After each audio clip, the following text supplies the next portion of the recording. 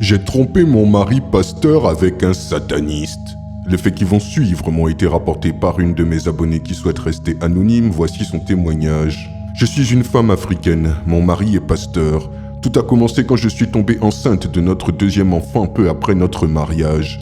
Mon corps changeait et avec lui un désir sexuel intense et constant était apparu. Mais bizarrement, je ne supportais pas que mon mari me touche. Je le rejetais complètement. Pour éviter les conflits, il s'est plongé dans ses activités religieuses et m'évitait. Nous avons fini par dormir séparément. Malgré cela, je me sentais seul et frustré et je lui reprochais de m'ignorer, même si je refusais moi-même sa présence. Pour combler ce vide, j'ai créé un faux profil sur Facebook et cherché de l'attention masculine. C'est ainsi que j'ai rencontré un homme, Damien, charmant et attentionné, qui a rapidement éveillé en moi un désir encore plus fort. Enceinte de 5 mois, j'ai accepté de le rencontrer dans un hôtel. Malgré une voix intérieure me mettant en garde, je l'ai ignoré et j'ai couché avec lui. Juste après, j'ai été envahi par le regret. Le lendemain, j'ai fait une fausse couche.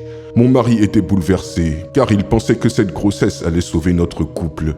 Il m'a soutenu, ignorant tout de ma trahison. Au fond de moi, je savais que c'était le prix de ma désobéissance. J'ai tenté de couper les ponts avec Damien, mais il a commencé à m'envoyer des grosses sommes d'argent pendant des mois. J'ai menti à mon mari et caché cet argent, que j'ai fini par dépenser et distribuer à des membres de ma famille. 1 an plus tard, lors d'une prière, j'ai eu une vision. J'ai vu que Damien n'était pas ce qu'il prétendait être, mais quelqu'un qui pratiquait des rituels sataniques. J'ai compris qu'il manipulait les femmes enceintes et que j'avais, sans le savoir, sacrifié mon enfant à cet être diabolique.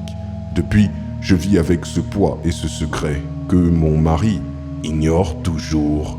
Quel témoignage sidérant. Dites-moi ce que vous en pensez dans les commentaires et je vous dis à très bientôt pour une nouvelle vidéo. C'était Takashi J numéro 1 sur les histoires mystiques de l'Afrique.